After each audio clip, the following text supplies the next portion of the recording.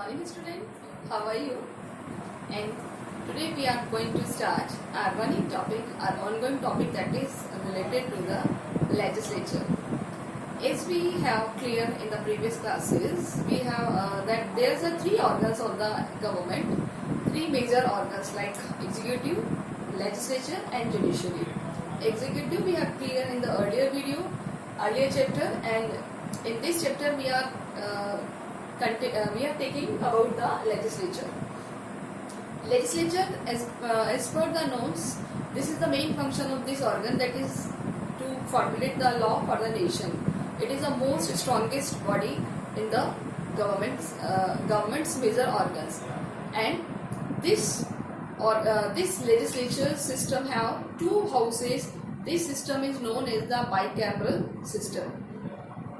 Indian government had adopted after the 1947 that there should be a parliament, and the basis of bicameral system, parliament will be work, and its government work according to the functions, according to the work, according to the constitution. So these government, which based on the parliamentary structure, and all parliamentary structure have work according to the provisions which is given in the constitution. So every parliamentary features, that is, there are two houses of the parliament, that is Lok Sabha and Rajya Sabha, and the president is the integral part of the parliament, that according to the article 79, as we have cleared the previous video. And in previous video we have also cleared about the function of parliament. I think 7 to 8 function we have to clear. Now we are taking about the separate function of the Lok Sabha and Rajya Sabha. So as today's topic, the power and function of the Lok Sabha and Rajya Sabha, both houses of parliaments are very important, because these houses of the parliament provide major platform for the law making. So law making process जो भी होता है उसके लिए ये platform provide होती है कहाँ पर, लोकसभा और राज्य सभा में. So these houses are very important for the parliamentary system. So we are taking first Lok Sabha. What about the Lok Sabha? As per our content, function and the power of Lok Sabha. हम सभी जानते हैं कि power of लोक सभा जो है, that is the elected person का, डायरेक्टली इलेक्टेड पर्सन का एक ये ग्रुप है. डायरेक्टली इलेक्टेड, जो जनता में से डायरेक्ट इलेक्ट होकर आते हैं, जिन्हें हम कहते हैं MP, member of parliament. And जिसके बारे में हमने पढ़ा था, this is the lower house, जिसकी सदस्यों की एज होती है मिनिमम 25, इसका टेन्योर होता है 5 years. ये वही लोकसभा है जो हम प्रीवियस लेक्चर्स में क्लियर कर चुके हैं. Now one by one we are taking the power of Lok Sabha, and continuously we will take about the Rajya Sabha. I have not right here, but I will clear which is, क्योंकि कुछ power जो लोकसभा राज्य सभा की similar है, जहाँ difference होगा तो वो आपको बता दिया जाएगा. तो first of all, that is the power of Lok Sabha. First, Lok Sabha make law on the union list, concurrent list, and introduce money bill and non-money bill. Yes, ये लोकसभा की पावर है. लोकसभा क्या करती है, जो यूनियन लिस्ट होती है और जो कॉन्करेंट लिस्ट होती है. सबसे पहले तो लिस्ट आप सभी जानते हैं, लिस्ट कितने तरह की होती है. लिस्ट आपने 10th क्लास में पढ़ी थी ना. ये लिस्ट होती है 3 टाइप्स की. ओके, 3 टाइप्स की लिस्ट होती है, जिसमें पहली होती है यूनियन, सेकंड चैप्टर में हमने पढ़ा था. सेकंड होती है स्टेट लिस्ट, और थर्ड होती है कॉन्करेंट लिस्ट. याद आ गया आपको? तो ये वही लिस्ट है. तो जो लिस्ट जो यूनियन लिस्ट में मेंशन है, जो कॉन्करेंट लिस्ट में मेंशन है, ये सारे फंक्शन इन लिस्ट से जुड़े हुए काम कौन करती है, लोकसभा. और जबकि स्टेट लिस्ट से जुड़े हुए कामों के लिए जो है वो राज्यसभा के मेंबर्स रिस्पॉन्सिबल हैं. ओके, तो ये आपको याद रखना है. The list of 3 type of functions which is given in our constitution schedule number 7. आपको याद भी होगा कि ये लिस्ट कहाँ पर दी है, हमारे कॉन्स्टिट्यूशन के शेड्यूल नंबर 7 में, अनुसूची नंबर 7 में. ओके, तो ये वही लिस्ट है, उसी लिस्ट के बेसिस पर लॉ बनाए जाते हैं. तो लोकसभा कौन सी लिस्ट से जुड़े हुए काम करती है, union list and concurrent list. और राज्यसभा जो स्टेट लिस्ट होती है ना, आप आपके बुक में पेज नंबर देखिए 119 पे 109 पे देखिए, टू ब्लॉक्स दिए हुए हैं, तो इसमें नीचे दी हुई है राज्यसभा की, can give the union parliament power to make law the matter included in the state list. ये दिया हुआ है राज्यसभा वाले कि राज्यसभा स्टेट लिस्ट से जुड़े हुए जो मैटर होते हैं उन पर रूल बनाने की परमिशन दे सकती है। So this is the major power and function of the Lok Sabha and Rajya Sabha related to the law making. Okay, and second in this, introduce money bill or non-money bill. लोक सभा बताती है कि कौन सा bill money bill है और कौन सा ऑर्डिनरी बिल है। बिल दो तरह के होते हैं, मनी बिल और ऑर्डिनरी बिल। सपोज कि कोई बिल जो मनी से रिलेटेड है वो क्या कहलाएगा, मनी बिल। जो और कोई बिल ऑर्डिनरी है कि उसमें कुछ ऑर्डिनरी बातें लिखी है तो क्या होगा, ऑर्डिनरी। आप कैसे होगा मैं आपको समझाती हूँ। जैसे ये बिल है,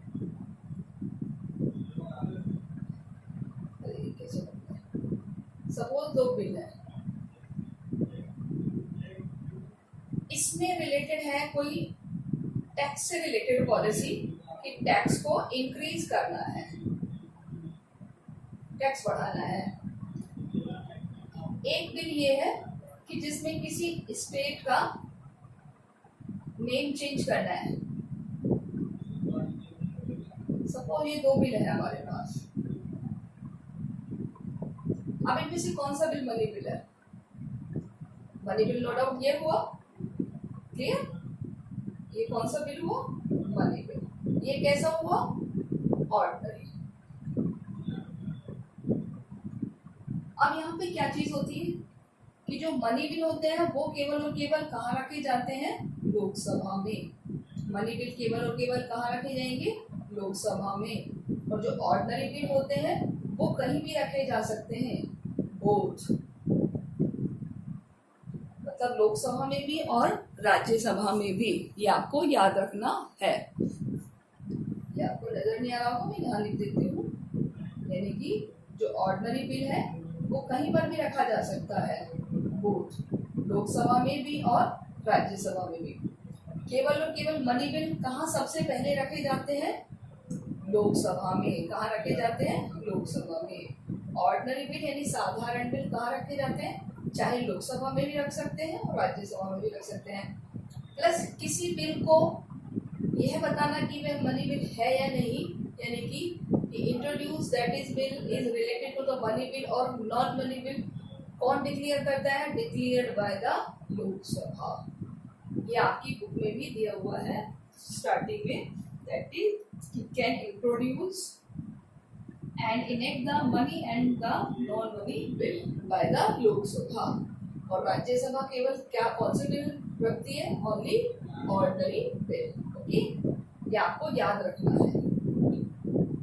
next, approve taxation budget and annual financial statement. Obviously ये सारे किससे रिलेटेड हो गए, ये सारे हो गए मनी बिल से रिलेटेड। ओके, और ये सारे बिल सबसे पहले कहाँ रखे जाते हैं, लोकसभा में। आप देखिए यहाँ आप राज्यसभा नेम में कहीं कोई ये नेम दिया होगा, approve taxation budget annual financial statement, कुछ भी दिया होगा ना। तो this power can show that is this power related to the Lok Sabha. Okay student, next, control on the executive through asking the question, supplementary question, resolution and the no confidence motion.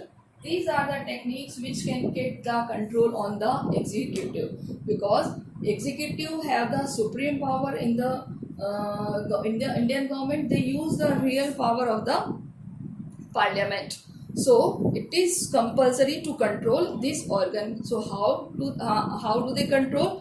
Through the asking question, प्रश्न पूछकर, supplementary questions मिल कुछ ऐसे प्रश्न जो पूरक प्रश्न होते हैं वो पूछकर, रेजोल्यूशन मतलब कुछ प्रस्ताव के द्वारा, and the no confidence motion mean अविश्वास प्रस्ताव के थ्रू एग्जीक्यूटिव को कंट्रोल किया जा सकता है। Executive means that is the prime minister and the minister.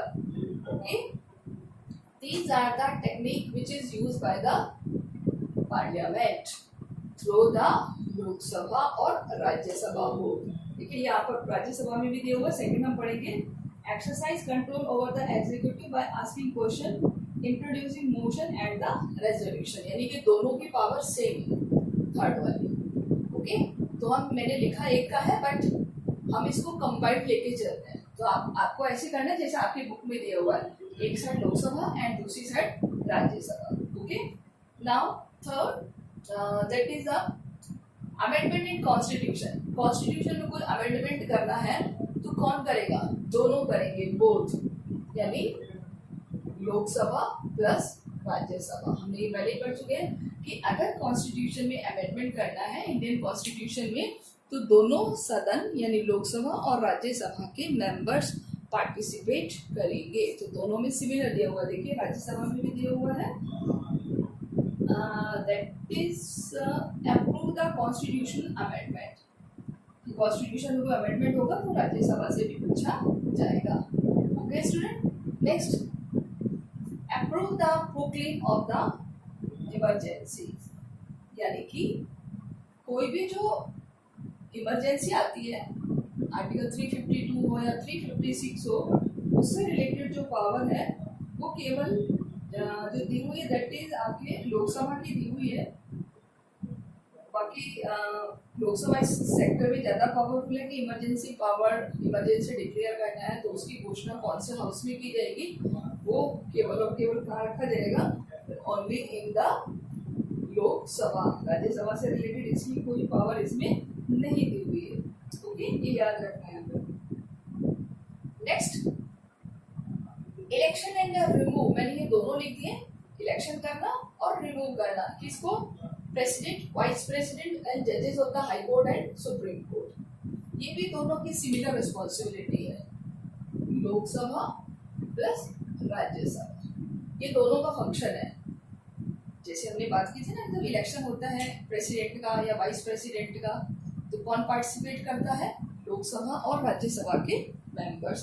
जब रिमूव करना होता है लोकसभा प्रेसिडेंट, वाइस प्रेसिडेंट या जजेस ऑफ द हाई कोर्ट और सुप्रीम कोर्ट, तब भी लोकसभा और राज्यसभा के मेंबर्स पार्टिसिपेट करते हैं। It is also given in the both table कि राज्यसभा का देखते हैं कि participation in the election and the removal of president, vice president, जजेस of the supreme court and high court, and it can initiate procedure of the removal of vice president.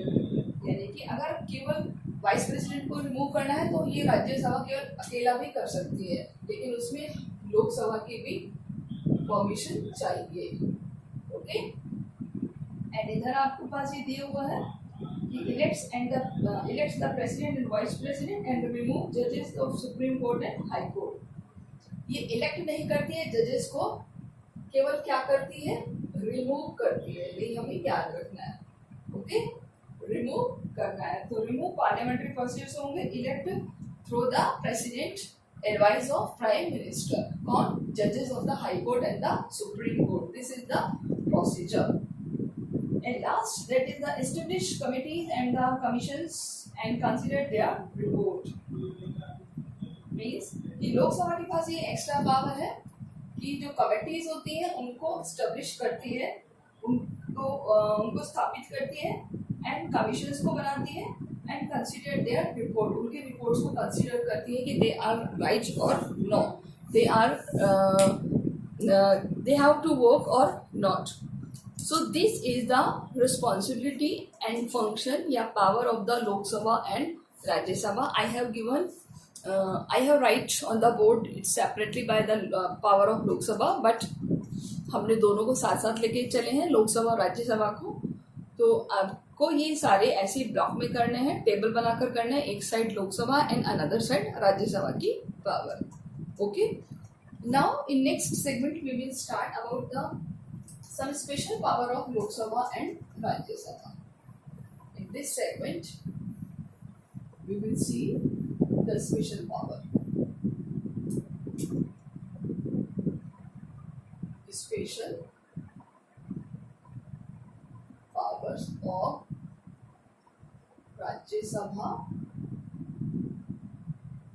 and Lok Rajya Sabha. तो सबसे पहले हम राज्यसभा लेते हैं, Rajya Sabha.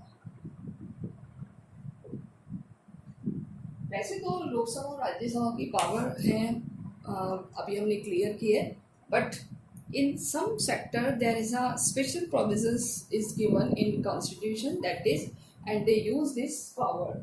So there are some special power related to the Rajya Sabha, and these are according to article 249. Which article? Article 249. Remember this. Article 249 की what is it? कि Rajya Sabha can make, यानी Rajya Sabha can make, आपको ऐसे ही लिखना जैसे मैं लिख के बता रहा हूँ, can make any subject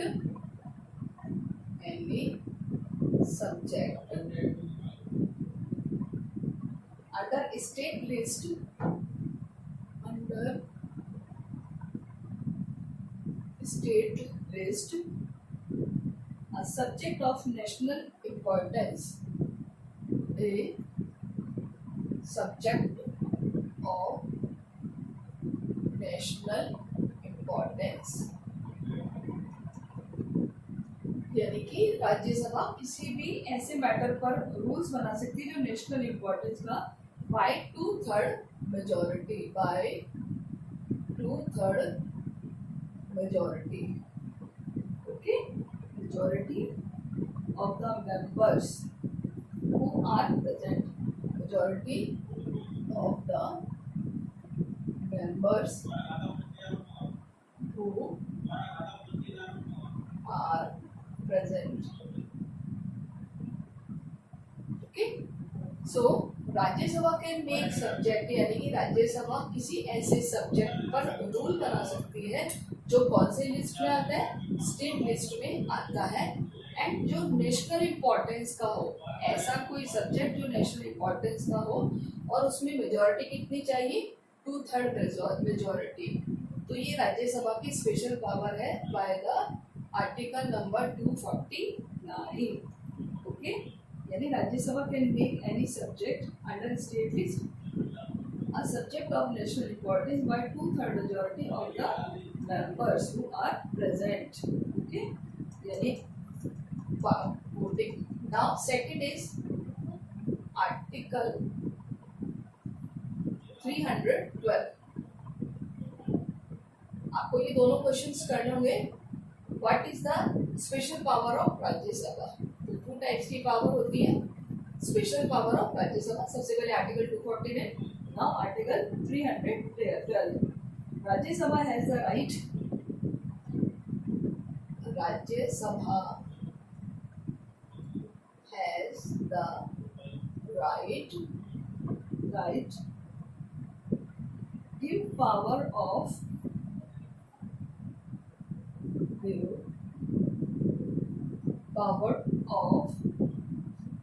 initiating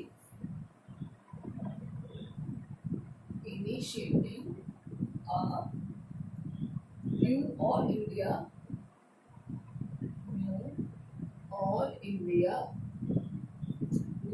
India service by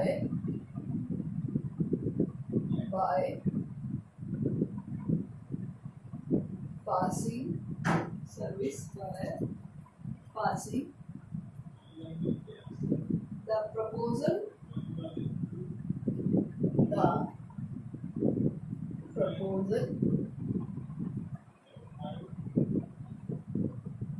by 2/3 majority, okay. Means कि राज्यसभा की ये स्पेशल पावर है कि ऑल इंडिया सर्विस से जुड़ा हुआ कोई भी ऐसा नई सर्विस को डेवलप कर सकती है राज्यसभा, और जिसमें इसको कितनी मेजॉरिटी चाहिए, 2/3 की मेजॉरिटी चाहिए।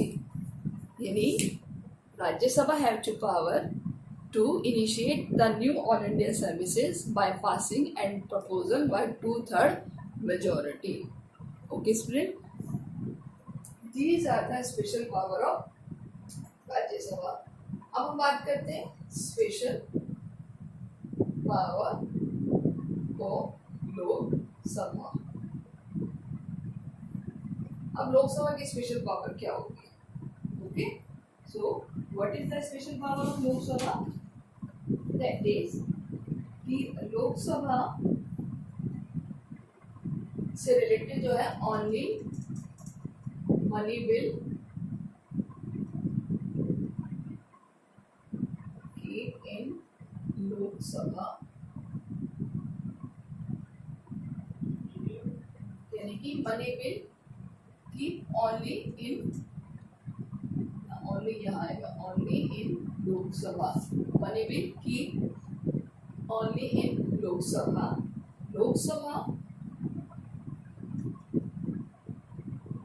क्या करेगी? उनको बताएगी, यानी कि ये मनी बिल है या रिजेक्ट और amend Lok Sabha, reject and amend money bill,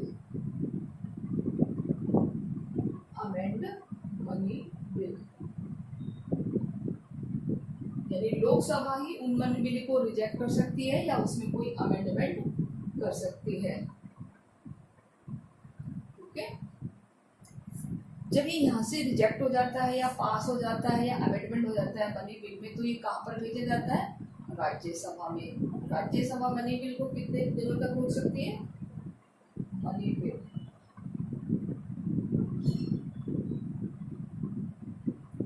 bye Rajya Sabha only 14 days। Money bill को राज्यसभा अपने पास कितने दिनों तक रख सकती है? केवल 14 दिनों तक, ओनली 14 days। ये याद रखना है कि मनी बिल से रिलेटेड जो स्पेशल पावर है वो किसके पास है? लोकसभा के पास। कि कोई भी जो मनी बिल है वो सबसे पहले केवल और कहाँ रखा जाएगा? लोकसभा में। लोकसभा उसको रिजेक्ट भी कर सकती है, अमेंडमेंट भी कर सकती है।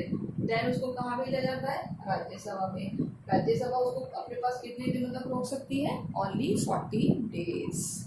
ओके स्टूडेंट्स, तो ये हमें याद रखना है। यहाँ पर राज्यसभा की पावर कम है कि राज्यसभा मनी बिल पर ना तो कोई अपने व्यू दे सकती है ना उसको क्रिटिसाइज कर सकती है। यानी Rajya Sabha can criticise the government but can not remove it, यानी उसकी आलोचना तो कर सकती है पर उसे चेंज नहीं कर सकती। Okay, so these are the power of Lok Sabha and the Rajya Sabha. Okay student, यहाँ पर आपको जो क्वेश्चंस करने होंगे separately, first of all which is given in your book table कि right about the power and function of the Lok Sabha and Rajya Sabha. आपको separately लिखना है, टेबल बनानी है, एक साइड लोकसभा एंड दूसरी साइड राज्यसभा। नेक्स्ट क्वेश्चन आपको जो प्रिपेयर करना है that is right about the special power of Rajya Sabha. तो आपको आर्टिकल 249 एंड आर्टिकल 312 के बारे में लिखना है। Next right about the special power of Lok Sabha, तो लिखना है आपको कि जो मनी बिल है keep only in Lok Sabha. Money bill को कहाँ रखा जाता है? केवल लोकसभा में। लोकसभा उसको रिजेक्ट भी कर सकती है, Lok Sabha can reject and amendment money bill में। यहाँ पर कैन लगा देती हूँ, Lok Sabha can reject and amend money bill. Money bill keep by Rajya Sabha only 40 days, यानी कि जो मनी बिल है वो राज्यसभा के पास कितने दिनों तक रह सकते हैं? Only 14 days। This is important question. Okay, now what is the procedure about the making law? कैसे बनाए जाते हैं हमारे देश में लॉ, यानी कानून कैसे बनाए जाते हैं? How does the parliaments make law? मैं आपको आपके बुक दिखा रही, देखिए ये बुक है, आपको नजर आ रही है बुक? क्लियर? तो बुक में देखिए, मैं आपको इसको बुक के थ्रू समझाऊंगी। सबसे पहले देखिए ये है बिल। बिल यानी कि कच्चा फॉर्मेट होता है वो रखा जाता है एंड आफ्टर दैट उसको कहाँ पर भेजा गया है? Introduction in either house in case non money bill. यानी कि अगर वो नॉन मनी बिल है, देखिए एरो के साथ साथ हमें चल रहा है, ये एरो इधर है ना, सबसे पहले हम पार्लियामेंट में हमने क्या रखा, एक बिल रखा। अब हमें पता नहीं है कि वो मनी बिल है या नॉन मनी बिल है। मनी बिल है तो अगर हम यहाँ पर कह रहे हैं कि ये नॉन मनी बिल है तो किसी भी हाउस में रखा जा सकता है। कैसा है, नॉन मनी बिल, यानी introduction in either house in case of non money bill, यानी किसी भी हाउस में रखा जा सकता है अगर वो नॉन मनी बिल है तो। अब ये इसको कहाँ फॉरवर्ड करेगा, बिल सेंड टू कमेटीज। ये फिर कहाँ भेज रहा है इसको, कमेटीज होती है पार्लियामेंट की, उनके पास भेज रहा है, डिस्कस द हाउस इटसेल्फ, वहाँ पर डिस्कस करने के लिए। आफ्टर दैट कमिटीज क्या करती हैं, रिपोर्ट प्रिपेयर करती हैं। क्या प्रिपेयर करती हैं, रिपोर्ट प्रिपेयर करती है। रिपोर्ट प्रिपेयर करने के बाद उस रिपोर्ट को हाउस में एक्सेप्ट एंड हाउस में और may not accept the report. वो रिपोर्ट हाउस एक्सेप्ट भी कर सकता है और नहीं भी कर सकता। Now detail discussion of bill in house. उसके बाद क्या करते हैं, उस बिल पर हाउस में डिस्कशन किया जाता है। कहीं पर भी किया जा सकता है, ये लोकसभा में और राज्यसभा में। अगर मनी बिल होता तो केवल और केवल कहाँ, लोकसभा में। अब ये ऑर्डिनरी बिल का एक एग्जांपल दिया है आपकी बुक में, तो किसी भी हाउस में किया जा सकता है। इसके बाद वो कहता है कि बिल इज एक्सेप्टेड और रिजेक्टेड। बिल को क्या किया जा सकता है, एक्सेप्ट भी किया जा सकता है और रिजेक्ट भी किया जा सकता है। यानी सपोज लोकसभा में गया, लोकसभा में उसको 2/3 से मेजोरिटी से पास कर दिया तो वो क्या होगा, आगे अनदर हाउस में भेज दिया जाएगा। और अगर रिजेक्ट होगा तो वो वहीं पर ही रिजेक्ट हो जाएगा। एंड सपोज एक्सेप्ट हो गया तो वो अब कहाँ पर भेजा गया है, अनदर हाउस में, यानी दूसरे हाउस में, यानी राज्यसभा में भेजा गया है। राज्यसभा में भी उसको एक्सेप्ट भी किया जा सकता है, रिजेक्ट भी किया जा सकता है। उसके बाद अदर हाउस अप्रूव्स और गिव द रिकमेंडेशन। जो अदर हाउस है वो उसको अप्रूव भी कर सकता है और रिकमेंडेशन भी दे सकता है, यानी अपने कुछ सजेशंस भी दे सकता है। यहाँ पर एक और दिया हुआ, दैट इज द कि joint session of the parliament if required. कि अगर कुछ ऐसा बहुत ही इंपॉर्टेंस वाला बिल है तो दोनों सदनों की जॉइंट मीटिंग भी बुलाई जा सकती है, लोकसभा की और राज्यसभा की, यानी joint session of the parliament. ये किसी विशेष परिस्थिति में होता है। अदरवाइज देखिए एक एरो ये दिया हो ना कि यहाँ से वो वापस यहाँ आ रहा है, अदरवाइज मीटिंग की जरूरत है तो यहाँ जा रहा है। सपोज मीटिंग की जरूरत नहीं है तो वो वापस की प्रेसिडेंट अप्रूव और send back is the reconsideration. यानी कि या तो प्रेसिडेंट उसको अप्रूव कर लेता है या उसको सेंड बैक वापस भेज देता है रिकंसिडरेशन के लिए। हमने पढ़ा था ना ये प्रेसिडेंट की पावर में, कौन, प्रेसिडेंट अप्रूव और सेंड बैक द रिकंसिडरेशन। अगर उसको अप्रूव कर लिया है तो वो बिल उस पर साइन कर देगा और वो बिल क्या बन जाएगा, become law, bill become law. और इस तरीके से साइन करने के बाद, प्रेसिडेंट के साइन करने के बाद वो बिल क्या बन जाता है, अब लॉ। तो इतने सारे प्रोसेस से होकर ये आपका जो है स्टेप होता है, दैट इज द, ये आपको ऐसे ही ड्रॉ करके बनाना है। This is the process of law making, यानी makes the law in our country. Okay student, समझ गए? आपकी बुक में दिया हुआ पेज नंबर 111 है ना। एंड आफ्टर दैट आपको पढ़ना है in this next segment we will see, that is की जो बिल से रिलेटेड प्रोसेस है इन द नेक्स्ट सेगमेंट, कि टाइप्स ऑफ बिल,